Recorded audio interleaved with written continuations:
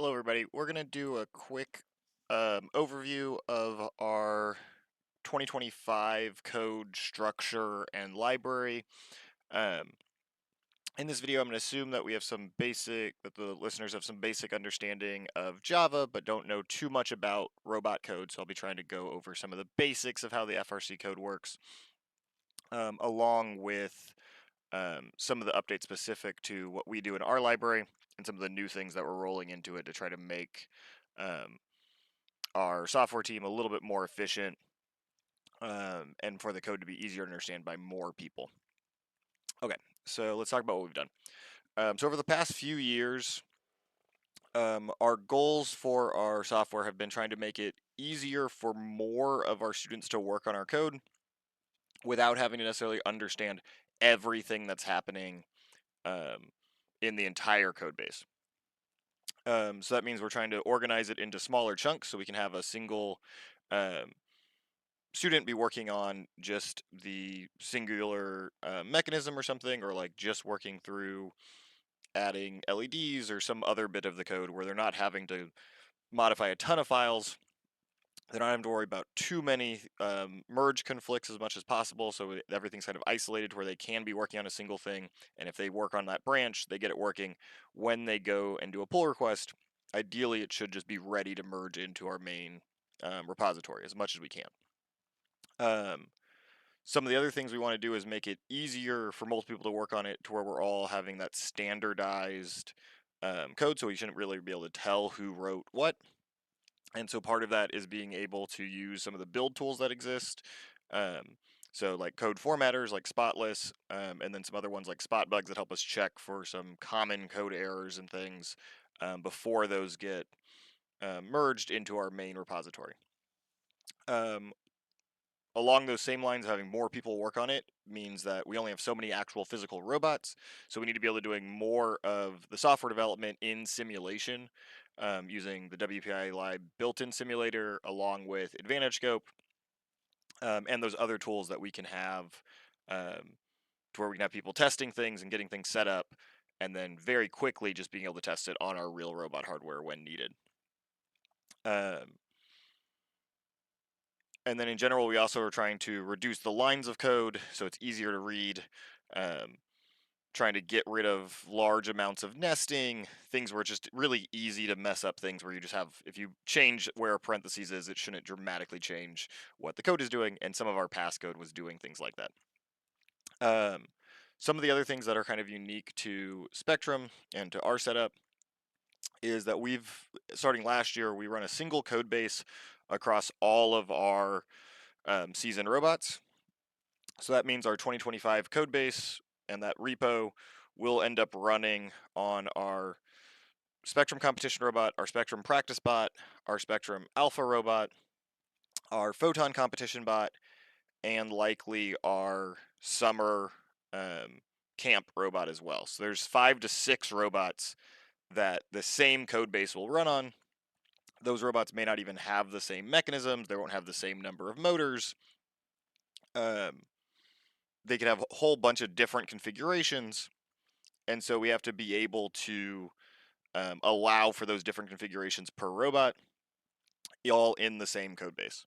And it seemed to work pretty well last year, but really there was some hack stuff. The things that were running on Photon definitely was expecting some values from things that didn't exist there, and so we were able to do more of that in the template this year, this fall, to try to make that even easier to just be like, oh no, this whole mechanism isn't attached, or these cameras and things aren't attached, so we shouldn't be looking for those values on the network or anywhere else.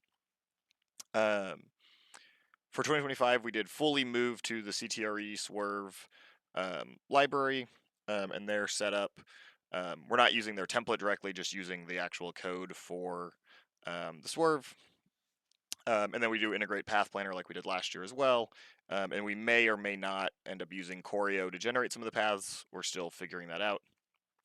And then we did switch over our WPI or our LED library to using the newer WPI lib things that allow kind of multiple strips coming off the same RoboRio singular output. and some other things like that. But then we added quite a bit of stuff on top of it to make it work for the things we want to do. And then we did move our logging over to Doglog because we weren't really taking advantage of a lot of the Advantage Kit things that we had integrated last year. And we wanted something a little bit simpler and a little bit easier to use in places where we needed it to. Okay, so in talking about the overview, let's talk about like what we actually did in our structure and what our code looks like. So again, some of that into the WPI lib basics, but it does look a little bit different in how we do it. Um, Everything is broken out into a subsystem. Anything that has an output at all is a subsystem. There's probably some stuff that doesn't even have outputs that also ends up being its own subsystem. But that means all of our mechanisms, swerve, LEDs, each controller is a subsystem because they have the rumble output. Anything like that ends up being a subsystem. For our purposes, a mechanism is a specific type of subsystem. It is one that has a motor. Um, all of our um, motors run on Talon FX currently. All of our motors last year were running all on Krakens for every one of our mechanisms. And that allows us to standardize a lot of those methods and the setup. And everything we need to is built into a mechanism class, which we'll look at here in a second. That allows those to get set up very easily. And then we can attach the simulator and things to them and build out what we need to for each of those mechanisms. The only motor that's not specifically a mechanism class is Swerve, just because it has 8 motors and everything has to go into that. So it's its own thing. But every other mechanism on the robot inherits from the mechanism class. Subsystems have commands that run on them. We'll talk about that in a little bit. We have full flowcharts and things. And then we also, each subsystem has a config class, and that's what allows us to adjust the mechanisms per robot. So we can tell whether it's even attached to the robot at all, or we can set up all sorts of anything in the mechanism that we need to, or in the subsystem that we need to, can be configured in that configuration class. Okay, so subsystems, like I said, are any part of the robot that has an output. So they're going to be represented by rectangles. Commands are the action that the robot can take. Ideally, in this setup for 2025, we want to make the commands act on one subsystem as much as possible. There shouldn't need to be very many commands that need multiple subsystems. They can pass information to each other with triggers, which we're going to get to in a little bit. But for the most part, each subsystem should have commands that run only on it as much as we possibly can. So things like swerve.drive, rumbling the controllers, extending an elevator, turning the launcher up to the subwoofer speeds, things like that. Those are examples from last year, right? They'll be different for whatever the game is this year. There might be elevator positions, there might be scoring positions or scoring speeds, intake, extend, retract, anything like that are all commands that are going to happen on those different subsystems or mechanisms. Okay, triggers are a condition. And so when that condition changes, we can then have commands do something. So the most basic version of that is when our pilot presses the X button, we can then have a certain trigger.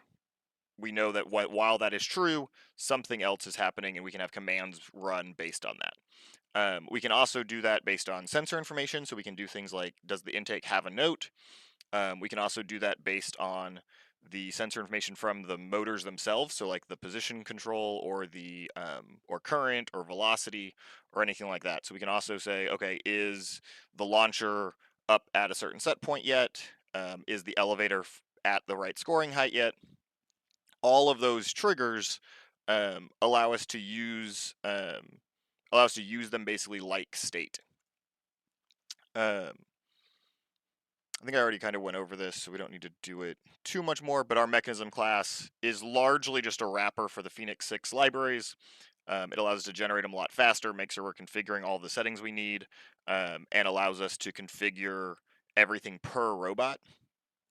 The Majority of our things are set up to run either motion magic position or velocity FOC as much as we can. There's sometimes where we still will just do percent voltage output or something like that.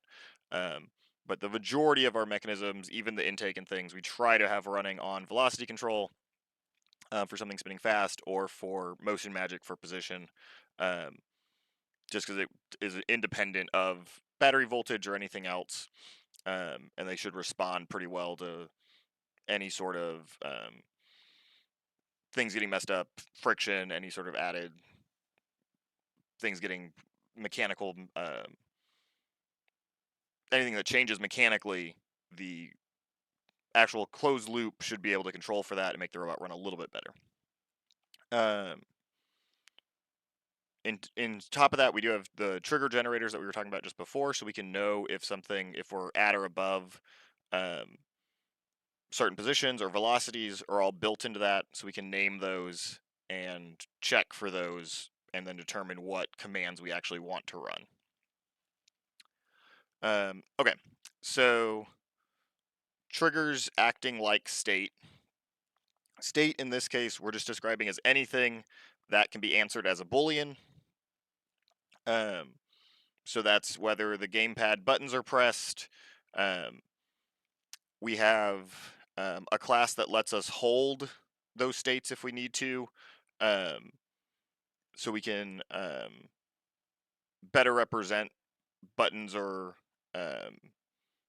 encoders and things a little bit differently. They can hold their own state without having to have some other thing attached to it. Normally we can create them as static final variables and just reference them whenever we need to.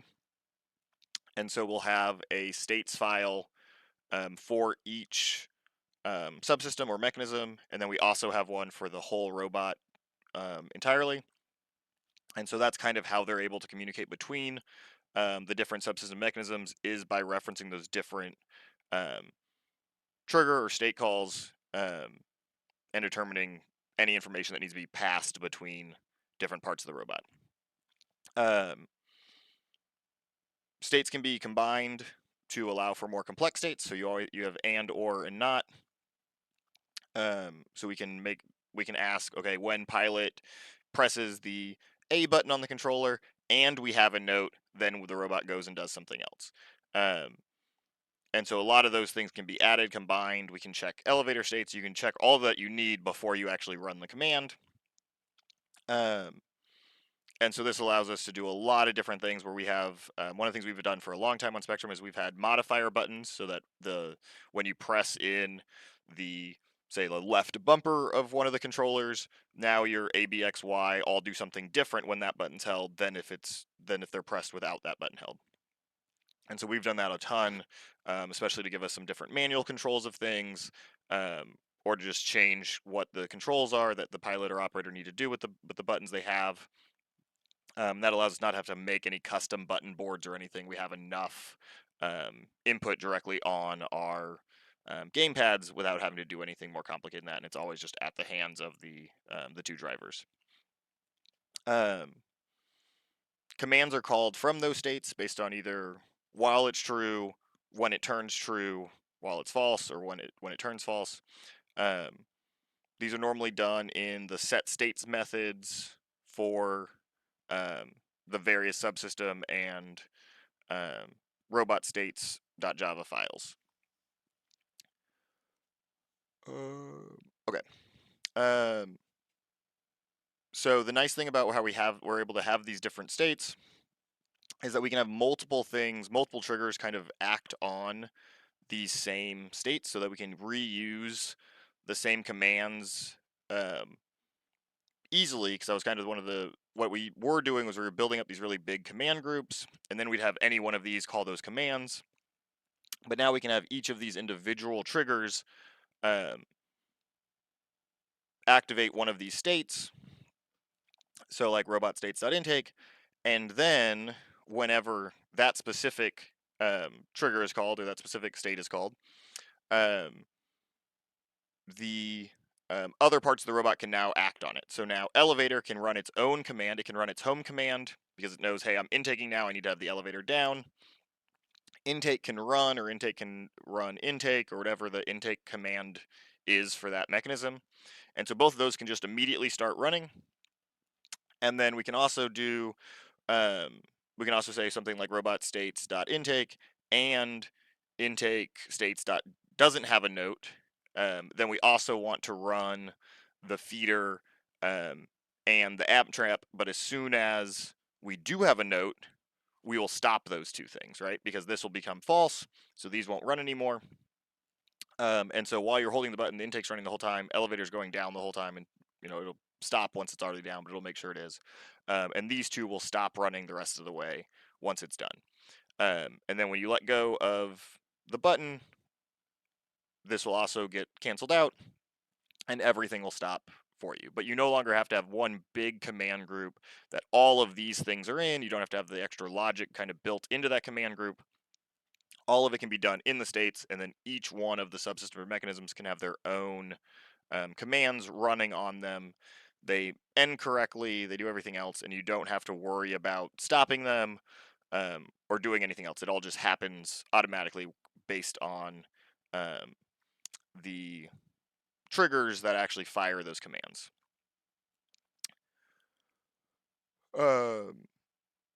Yeah, this is another example that's similar. If we're going to our preamp, which is basically like raising our elevator last year to be ready to score, pilot would hit the B button, which would be the preamp button. Robot states would set that we're in the preamp state. Feeder would automatically try to start amping, so it would be turning the note backwards. It would be driving the note back down. Amp trap states dot no note would mean that it would be trying to go up to the amp. So we'd be trying to move it towards the amp for as long until it doesn't have a note anymore, or until it does have a note, right? So if we're on preamp and the amp trap doesn't have a note inside of it yet, it's always going to be moving the note towards the amp, towards its holding spot. And then while that same preamp is done, but we do have a note, then we're going to stop running that roller because we don't want to spit the note out too early. We don't want to score it yet. And now that we know the note's in our the amp backpack, whatever you want to call it, it's going to move up, and the elevator's going to move up and be ready to score. And at that same time that we're hitting that preamp button, our swerve drive is going to change too, because we're going to have it auto rotate to the direction that the amp is. So it's going to align itself there as well. And so the pilot can hit that one button, and then each of these different mechanisms or subsystems can all be behaving how they need to without having to call one big command group. Okay, let's go look at some of the code so we can talk about what we just went over a little bit. So in Pilot is where Pilot is our driver. We're able to set up all of our triggers that end up being the buttons that we want to be able to set the state and be able to launch commands and all the different subsystems or mechanisms. And we're able to do that. So we have things like amp preamp. So that's saying anytime that B is pressed and we don't have a function, the function button isn't pressed, right? So we have this no function trigger, and that we're in teleop. So we have a teleop trigger as well. So that allows us to have the buttons to all do different things in disabled or in test mode. And so we can set them up here. And so if we need to, we can decide whether we want the function to actually override it or not. So like for intake here, we have an override. So when A is pressed and no function, then we're going to intake. When A is pressed and its function, then it's going to eject. So left bumper and A is eject, just A is intake. And so we're able to set up that logic really easily without having to write a whole lot of code, right? It's pretty simple, and it's pretty easy to read. As we're reading down this line, we can know exactly what each thing is. One of our goals is that even whenever somebody is going to pilot or operate the robot, largely you should be able to almost just look at this file and know what all the buttons do. Even if you have very little software experience, you should be able to read most of this without much software experience. This should pretty much be able to be read without comments and largely know what's happening. So we can look at what this actually does. So when intake A exists in here, we can look at our robot states file a little bit. And so we have some various ones. We can actually check. We have triggers for which robot we're on. So if we're on PM, which is our practice bot, AM or FM, we'd also have one for Photon in the future, or any other robot we wanted to be able to run this code base on. We'd have names for it. We can do things like, okay, if are we intaking now? So robot states.intaking means either the pilot A intake is on, or vision intaking, auto intake, operator intake, any of those could be starting that same intake state, and then the rest of the subsystems will all be able to react to that and start doing whatever they need to do to let the intaking happen. Same thing for eject. We can either eject from the pilot or from the operator. As we were doing this more, we'd probably also have a auton eject if we ever needed to eject out of the intake in autonomous mode. We can set up some other robot triggers that are a little bit different. Some of these might get set up here. We might change where they are as we go through the season, decide we like something better. But this one specifically is set up based on our odometry from the swerve module, and it basically detects whether the robot is in what we're calling the amp zone, which is basically like roughly the quarter of the field nearest our amp. And so we can do things like in X zone alliance, in Y zone, and it will define, it'll basically check if the center of the robot is there. If it is, that trigger will go true. So in this example, as we were doing stuff, this was to decide we wouldn't want to move our elevator up while we're getting ready to amp unless we were in that zone. That prevents us from raising the elevator like under the stage or something like that. But it still gets us there quickly, so you could basically hit that button as soon as you know you're ready to amp. You could be at midfield, drive under the stage, and as soon as we cross out of that zone, the elevator would rise up and you'd be ready to score in the amp.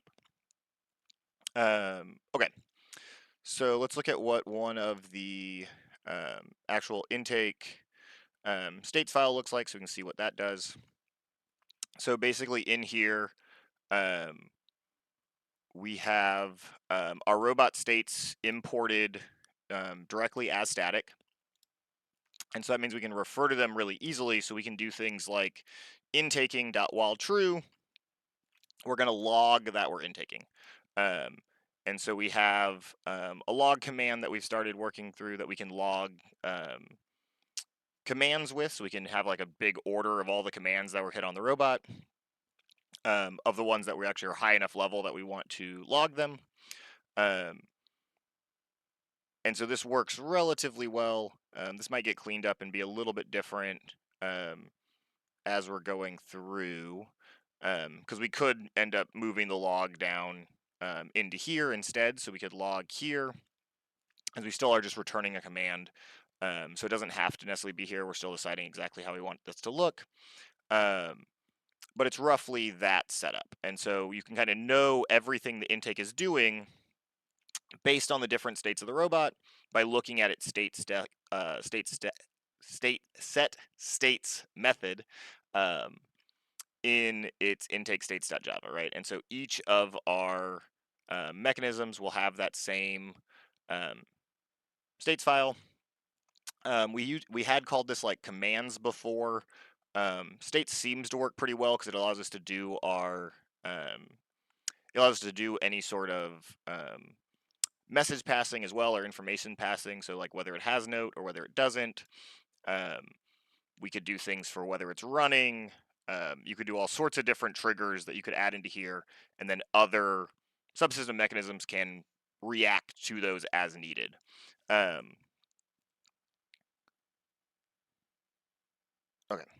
We can also look at how intake itself works. So this is a mechanism, right? So intake extends mechanism, which is inside of our library, which you kind of see down here. We have mechanism.java. Mechanism.java has a config file, and then intake config is extending that. So we can add mechanism specific configurations here. So this is where we're able to set up our max speeds, intake speeds, whatever we need here. And so these are all our defaults, which are normally going to be our competition robot values, right? And so then if for some reason on one of our other robots, if we needed to change them, so say on our practice robot, one of these speeds needed to be different, we could change that here. Let me open up both of those so we can see how that works. So if we wanted to go in here and say change our intake speed on the practice bot, maybe something was behaving differently, we can do, we should be able to do this. Intake dot, what are we doing? So we're going to do, oh, so we do have to set it up to be configured a little bit. So you'd have to set a setter for it. So if we needed that to be configured, we would set a setter. I guess I want to be max. We were going to set the intake speed. Okay. So if we're going to set that intake speed, we could then do set intake. And then we could say that that's like 2500. And so now when PM is running, this intake value is going to be set to 2500 instead of 2000, just because we have, we're able to configure it here. So anything that are different for,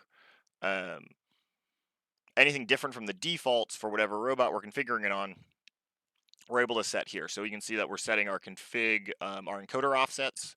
So those get configured at the top of each of these files. So that's how we're going to be able to do it for each of the different robots. If we needed to do some more advanced configuring, we could if the robots end up having different swerve modules, if they're inverted differently, or even different wheel sizes, PID constants, all of that stuff can be configured here. It does make it a little bit tricky probably as we're going through some of the different robots, depending on how different they are. But for our goal and what worked last year is that our drive bases and intakes were basically the same across all of the robots.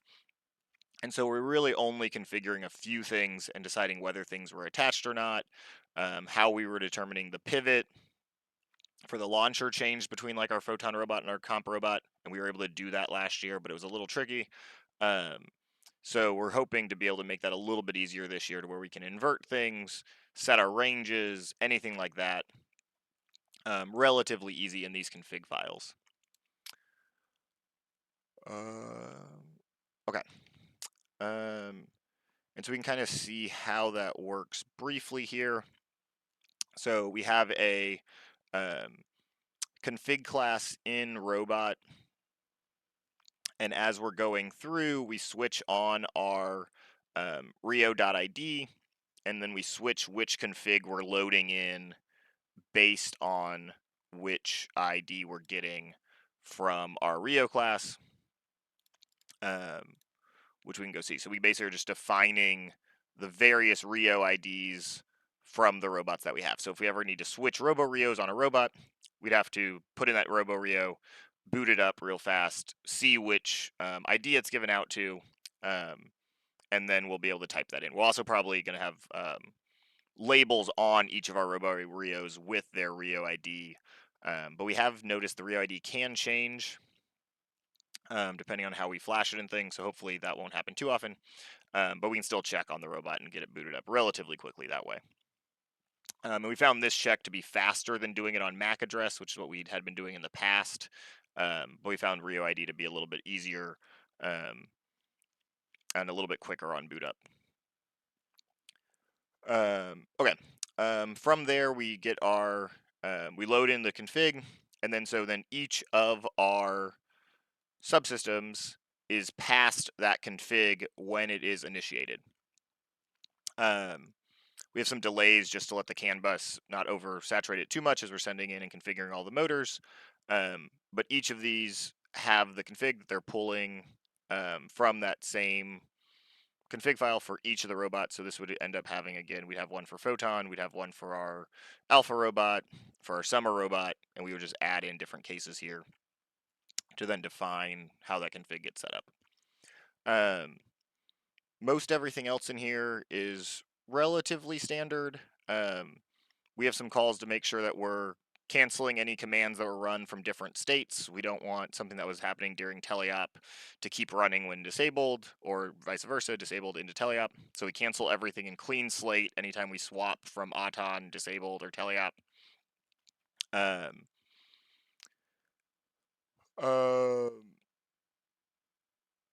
Yeah, relatively normal loop things, the different robot states. Robot periodic is always going to be running the command scheduler like normal. Nothing too complicated in here. Everything in here is largely supposed to be pretty basic, so we're not touching robot very often, unless we're like actually adding a whole mechanism or something to the robot. Okay, I think that covered most of how that's working on our robot. Let's see. So the configs, like I said, hold an instance of each subsystem config class, and then those can be extended and modified. So we can very easily have FM's configuration be extended by PM, and so then everything that just needs to change from FM to PM, we know can change that way. And we can do however we need to copy and paste and make them work on the various robots that this code is all going to work on. Okay. One of the other things we worked on this fall was making our simulation library a little bit easier to set up for the different type of common robot mechanisms. So we have rollers, linear position mechanisms like an elevator, and then we also have arm or pivot mechanisms, rotational position mechanisms. And so we set it up so that we can pretty easily view them all from a side view of the robot, and then we can also attach them together relatively easily. And then roller sim displays direction and some amount of velocity, but really we're just seeing direction all that clearly here. So let's see. So if we go ahead and simulate robot code here, we can kind of see what the simulator looks like.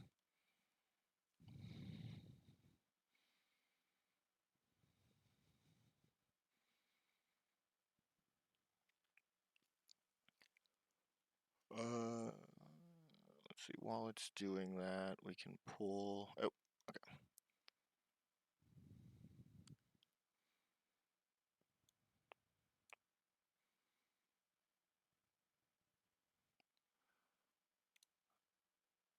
All right. Okay. So we have our simulator here. So if we go ahead and enable teleop, we can see we have our LED simulation. So if we just need to work on how our LEDs are displaying, we can do that here. We have our drive simulation. This is using Photon Vision Simulator to show April tags and things. We do have some work to do on how we're doing our camera sim because we largely use limelights, but for simulation, we're going to have them be Photon Vision cameras. So we're working through making sure we can do that pretty well because Photon Vision's sim is very good. But we are able to drive around and do whatever else we need to do. We can test some various parts of the code as we're driving around, seeing how things work. We can do that a little bit. And then in addition, we have our robot setup here. These are set up a little bit different in the configurations, but this is a rough layout of how our 2024 robot worked. So this is our intake roller, this is our feeder roller, this is our amp trap roller, this is our launcher out here, and then this black dot on orange is our climber, and this black bar here was our elevator or amp trap mechanism last year. And so if we start doing some things, so like if we start intaking, we can see that our intake is spinning one way. This ideally we'd figure out how to flip in sim. This is set up for how the robot actually works. That motor just happens to be going backwards. For like the motor thinks it's going backwards, but ideally in sim we'd want this direction to be forward. And so we're going to work through some of that. And then same with our pivot. So you can see like the arm is moving. The PID is not tuned in simulation right now, but it is going up to an angle. And then if we go ahead and tell us we want to amp, we can then know that, okay, our feeder is running backwards and our amp is spinning out, and it's doing that until it has a note. This is set up right now just to go up so we could tell it to do it because we don't have the sensors in place yet for has note or not. But we would be able to do some of those things. All right, and so yeah, so we can send it back down, and you can see that the amp trap roller moves with the elevator as we would want. And so that works pretty nicely to be able to do that. And then we do have some things you can see like the climber move. I don't know if we, oh, and then we can still get it back down as well. So we have some of those buttons tested and working, and so we're able to set the linear mechanisms at different angles. We're able to set the launcher at different spots, or like the pivot at different spots. We can attach rollers to the arms or the elevator. There's still some testing to do to make sure we can attach arms to elevators and elevators to arms. Both of those kind of work, but there's probably some things that we need to make better there as well. Yeah, for the most part, oh, it seems like we've changed some things. We had this a little bit better, but ideally we'll have the commands all running correctly and you can tell what they're doing, but I think that's the log things making this read wrong, so we'll probably have to update that. All right, let's see what else we have in here. So, yeah, so that was most of our changes to the actual robot code. There are a couple things if other teams are trying to copy this. We do currently have to overwrite the WPI Lib trigger class, which is definitely not best practice to do it this way. But we needed a couple changes in here to do exactly what we wanted it to do for triggers. Mostly in being able to do multiple ands, so we can and as many triggers together as possible. Same with or. And then we also wanted to make sure that our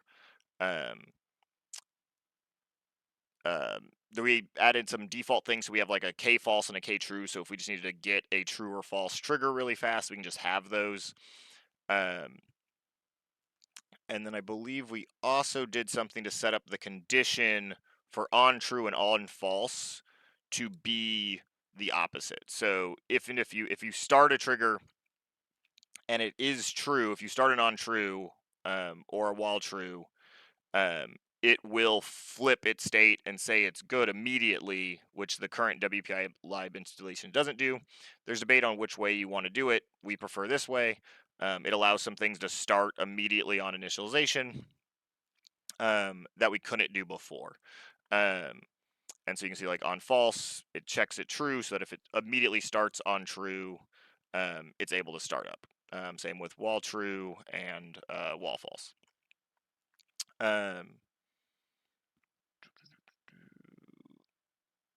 Okay, I think that's most of the things in code. There's probably some other things we can go over.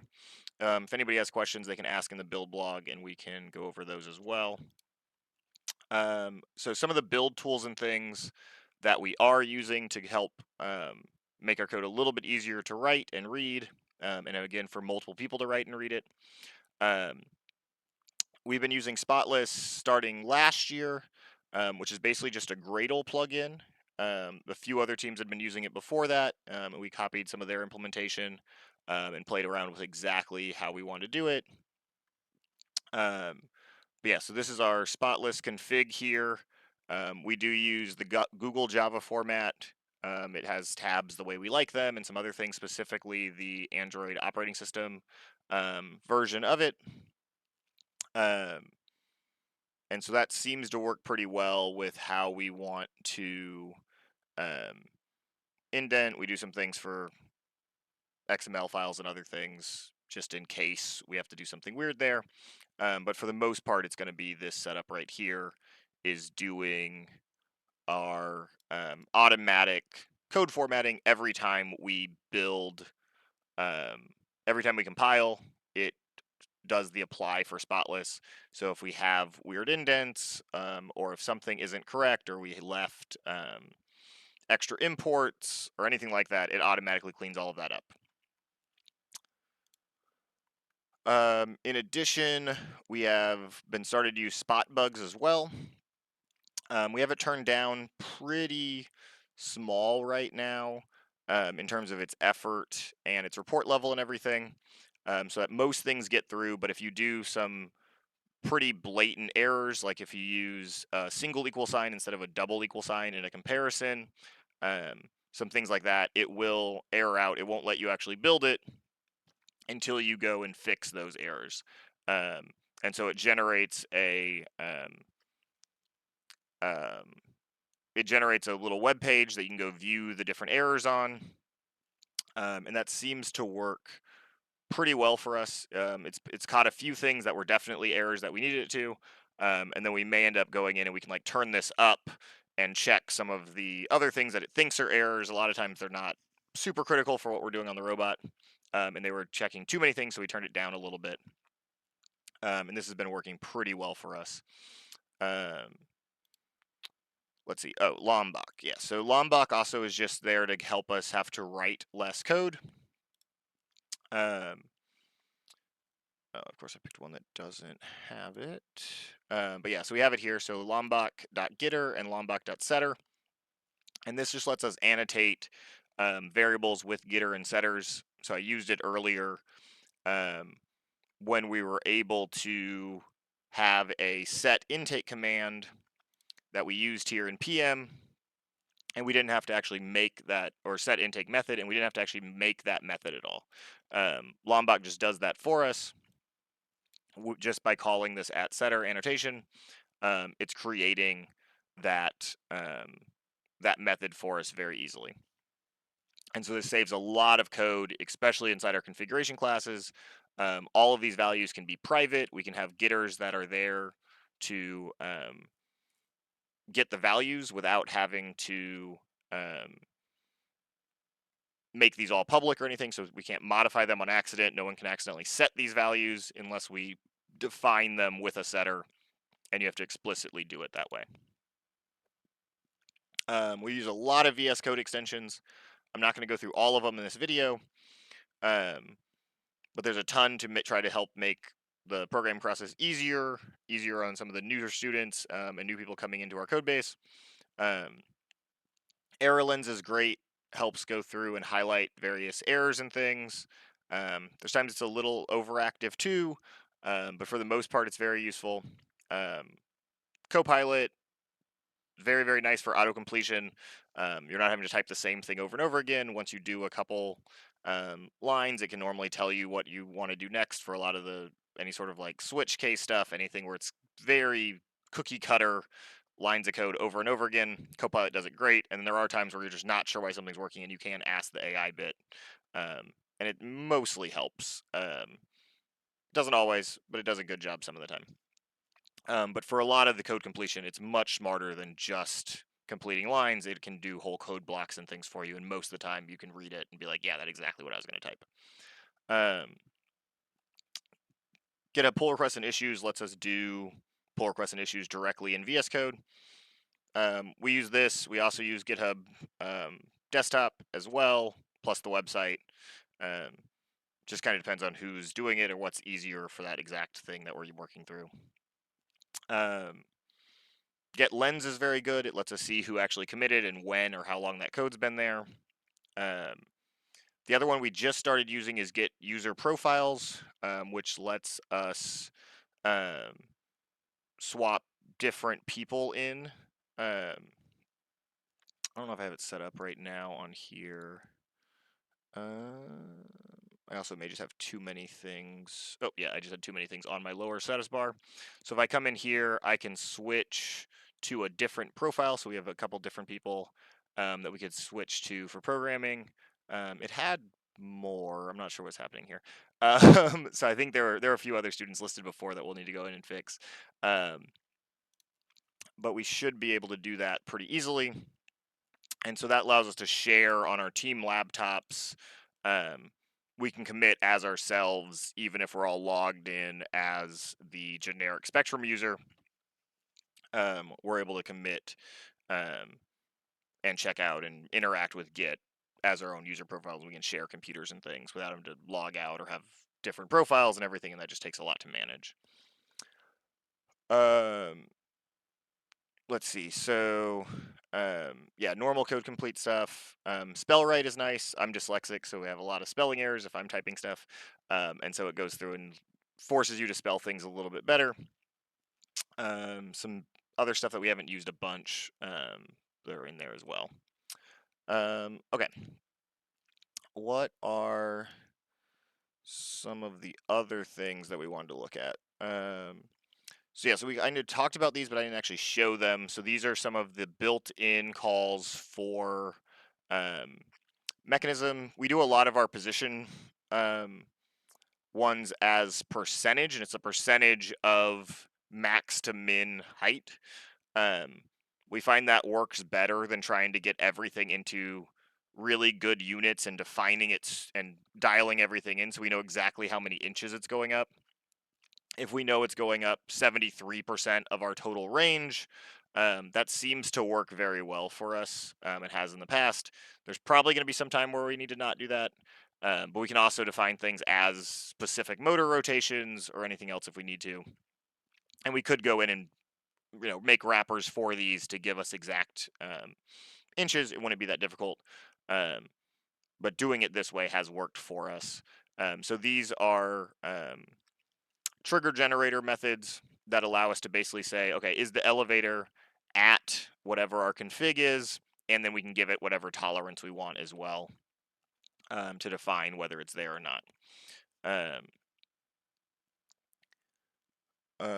Yeah, looking at elevator, it has some different climb routines and things. So it says like when it's ready to full extend.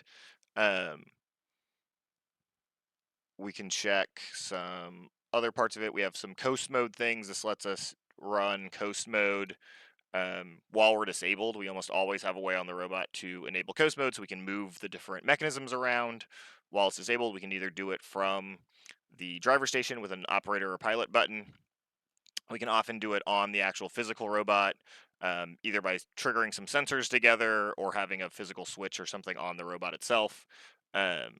To be able to set it in coast mode, then we can put the elevator down, move the climb, whatever we need to do while the robot's on, we can still do that while everything's fully disabled. Yeah, so you can see all of the different commands are kind of generated here in the states file, is where we actually write the static commands. And so we shouldn't, and all of these should be relatively short, unlike what we've done in the past, where we had some really big command groups that were lines and lines and lines long, and we didn't want to be doing that all the time. All right, let's see.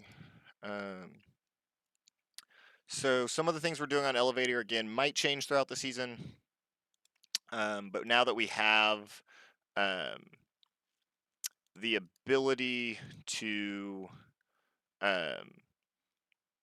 have views inside the elevator, which kind of like different parts of the strip can be configured differently. We made our own kind of wrapper for the WPI Lib LED things. that let us run different animations on them and things. And again, the library code can be really long, so this has a ton of different animations and things that we've added in.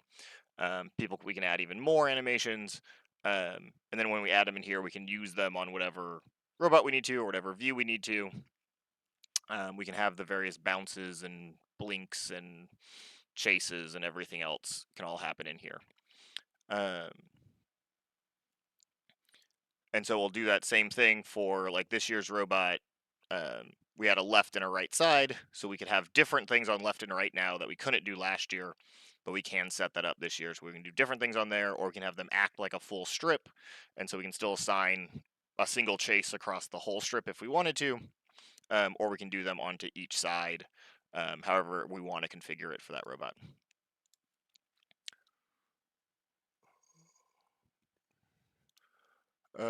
We didn't talk about Swerve too much. There's not much going on. It's a little bit different than the other things. But it does just directly extend the Phoenix 6 Swerve drivetrain, and adds all of our configuration stuff on top of it. Um, Swerve is big enough to where we put the config file outside of the main Java file, just because there's a lot to configure in Swerve. So it gets this very large configuration file that we can go through and set up everything that we need to. And then just like the other mechanisms, if we need per robot, we can make methods here that we can configure very easily per robot if we need to. So like this one, configure encoder offsets, is a method we made to do the configuration.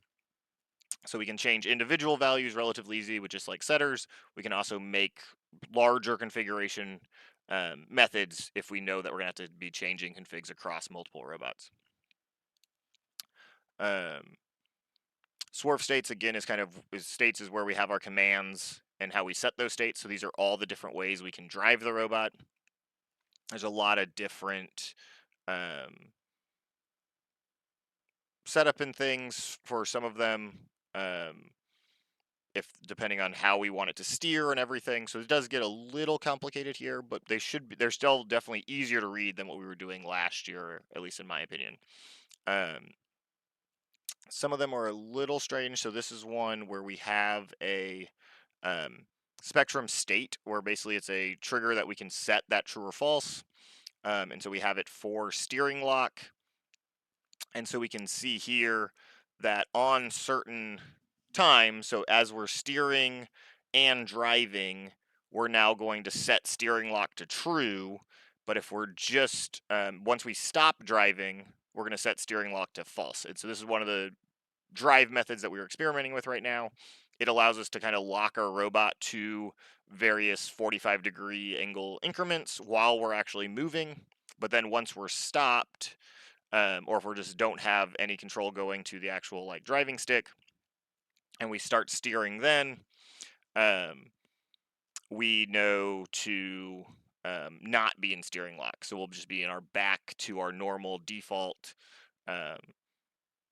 steering mode. We're fully unlocked. We can set the robot to any angle. And then if we start driving from that angle and don't give it any more steer, it's going to stay at that angle as much as it can, but it's not actually trying to lock to that angle or anything. Some of the other ones, so yeah, so like if we're in amp prep, then we're ready to turn ourselves a certain degree. So we're going to like aim towards the amp. And the pilot can still drive while that's happening. They're just aiming at that certain angle, so we know we're ready to drive into the amp.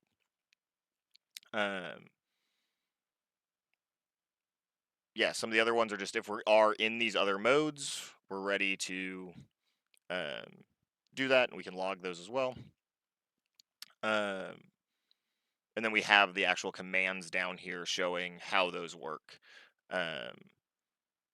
And they're all just on top of even more commands. A lot of them are just helper calls to the other ones to make it easier to understand what's happening. And if we need to edit a certain one, we can edit all of them if something changes or if something else needs to be updated or tweaked or anything like that.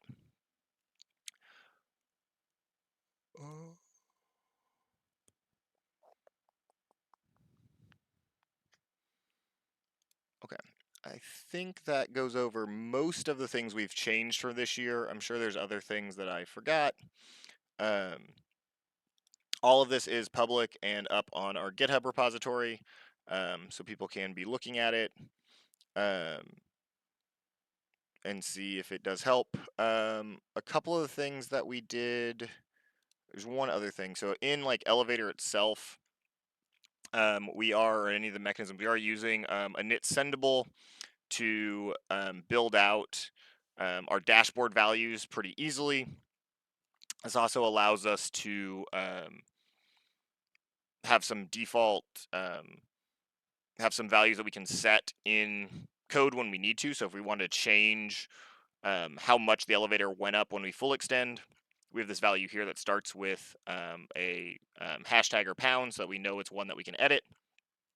And so that when we actually simulate that, we're able to change how high the elevator goes based on that value. Let's see.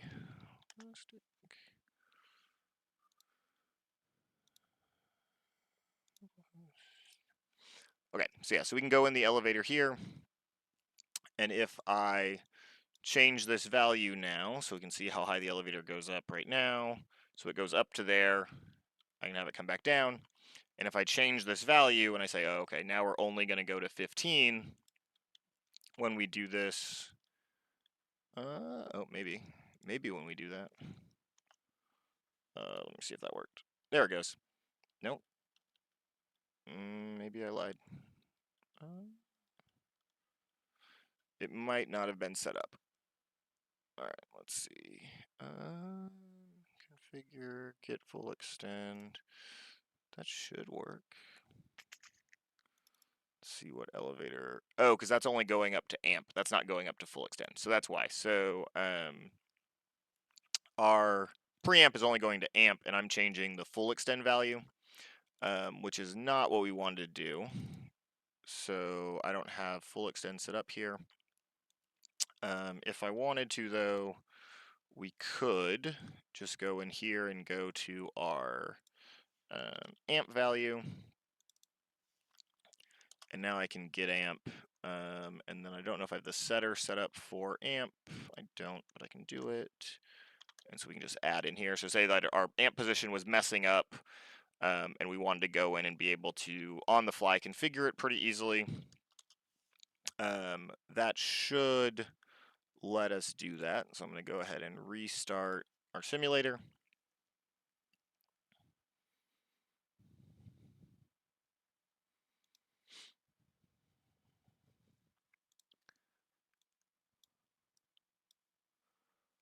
All right, and so that I'm gonna remove that. I'm gonna add in our elevator widget again. Bring that back. All right, and so now we have this amp value here. And so if we send it up, it's sending up to 15 right now. But if I make it higher, I can send it all the way up to like 29. And now it goes up higher than it did before. I can make it go to 0. And now it shouldn't move. Oh, it still moved. Maybe I can make it go to 0. Maybe that worked. Let's see. There it goes. Okay, so now I'm firing it and it's not working. So I did have to hit enter, so that's why I didn't do it quite right last time. So if I hit enter, it'll work. Yeah, so now it's going all the way up to 29 and back down. And then I can set it to 15 and have it come back down as well. And so now we know a little bit, and we can sit there and tune that value. If we were actually on the real robot, we could decide exactly what height we wanted it to be, and dial that in really quickly. And then I can always go in and just set this to null, and it won't ever let us configure that value anymore, but it can still be there. I can also just comment it out, and we don't have to worry about it. And once we want that value permanent, we would just come in here and modify it a little bit. So we're like, oh, we found out that 14.7 was a better amp position than 15. And this is just doing it in rotations. This isn't doing percentage or anything. Um, we could change that and have this do it in percentage. We could change that and have it do it in inches. It really just depends on how we want to configure each mechanism. This specific one we were just doing in rotations, and it was working fine for us. Because there weren't a ton of positions we needed to have for the elevator here, because we pretty much were only going to full up and the amp position, only real heights that we were going to often. Okay. I think that about wraps us up. As we're going through other things, or as people have questions, we can answer in our blog, or I may make some more videos as we're going through this season and we change up things or we make the code a little bit differently. All right. Thank you, everybody.